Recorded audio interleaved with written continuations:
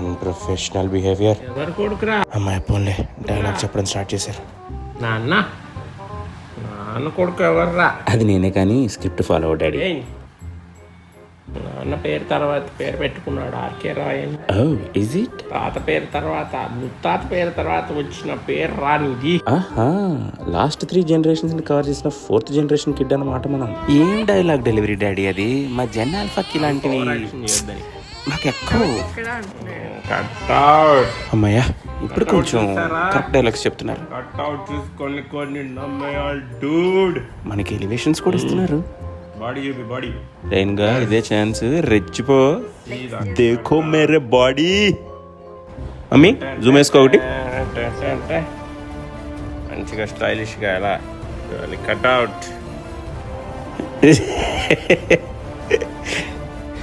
Rain Caden Roy.